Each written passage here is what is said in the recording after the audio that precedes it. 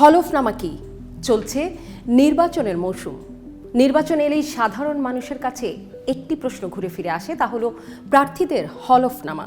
তো এই হলফনামাটা কি? হলফনামা শব্দটি একটি ফার্সি শব্দ। বাংলা অভিধানে হলফ শব্দের অর্থ সত্য বলার শপথ, যার অর্থ দাঁড়ায় মূলত শপথের দলিল, অর্থাৎ নির্বাচনে অংশগ্রহণের জন্য সম্ভাব্য প্রার্থীরা নিজেদের সম্পর্কে যে শপথ করে সত্য তথ্যটি প্রকাশ করেন সেটি নির্বাচন সংক্রান্ত হলফনামা। আর এর গুরুত্ব ভাবলে হলফনামাও একটি ছোটোখাটো আমলনামা। গত 5ই অগাস্ট বাংলাদেশের রাজনৈতিক পট পরিবর্তনের পর গেল 1.5 বছরে ঘুরে ফিরে একটি প্রশ্ন ছিল, কবে নির্বাচিত সরকারের হাতে ক্ষমতা হস্তান্তর করবে অন্তর্বর্তী সরকার? শেষ পর্যন্ত এসেছে সেই সন্ধিক্ষণ। আগামী 12ই ফেব্রুয়ারি ত্রয়োদশ জাতীয় সংসদ নির্বাচন অনুষ্ঠানের তফসিল ঘোষণার পর নির্বাচনে অংশ নিতে বিভিন্ন রাজনৈতিক দলের প্রার্থীদের তোড়জোড় ছিল এই হলফনামা দাখিলের দিকে। এখন ত্রয়োদশ জাতীয় সংসদ নির্বাচনের মনোনয়ন দাখিল শেষে সম্ভাব্য প্রার্থীদের হলফনামার তথ্য যাচাই বাছাই করছে নির্বাচন কমিশন। হলফনামায় উল্লেখ করা আয় ব্যয়ের হিসাব, সম্পদের বিবরণ, শিক্ষাগত যোগ্যতা এসব নিয়ে সাধারণ মানুষের মধ্যে চলছে নানা আলোচনা। বিশেষ করে মনোনয়ন জমা দেয়া বিভিন্ন রাজনৈতিক দলের শীর্ষ নেতা কিংবা আলোচিত প্রার্থীদের দেয়া তথ্য নিয়ে চলছে নানা বিশ্লেষণ।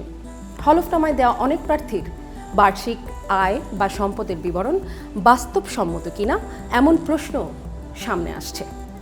সম্প্রতি দুর্নীতি দমন কমিশনের চেয়ারম্যান ডক্টর মোহাম্মদ আব্দুল মোমেন অতীত অভিজ্ঞতার কথা উল্লেখ করে বলছিলেন, 2008 সালের জাতীয় নির্বাচনে শেখ হাসিনার ঘোষিত সম্পদের সঙ্গে প্রকৃত সম্পদে বড় ধরনের গরমিল ছিল বলে অভিযোগ ওঠে।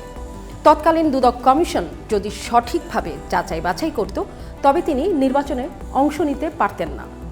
প্রশ্ন হলো, ত্রয়োদশ জাতীয় সংসদ নির্বাচনী হলফনামায় সম্পদ বিবরণী যাচাই বাছাই করতে দুদক কতটুকু সহায়ক ভূমিকা রাখতে পারে? দুদক চেয়ারম্যান অবশ্য এটাও বলেছেন, নির্বাচনী হলফনামায় প্রার্থীদের দেয়া সম্পদের তথ্য এত অল্প সময়ে যাচাই করা দুদকের পক্ষে কঠিন। প্রার্থীরা যে সময়ে সম্পদের হিসাব জমা দিয়েছেন এবং দুদকের পক্ষে পূর্ণাঙ্গ তদন্ত সম্পন্ন করতে যে সময় লাগে, এই দুয়ের মধ্যে অনেক ব্যবধান। ফলে সঙ্গে সঙ্গে অসঙ্গতি ধরা কঠিন, এমনটাও বলছে দুদক। তারপরও দুদক চেয়ারম্যান গণমাধ্যম কর্মী ও সাধারণ জনগণকে আহ্বান জানিয়েছেন, প্রার্থীদের হলফনামায় দেয়া কোনো সন্দেহজনক বা বিভ্রান্তিকর তথ্য নজরে এলে তা তাদের জানানোর জন্যে।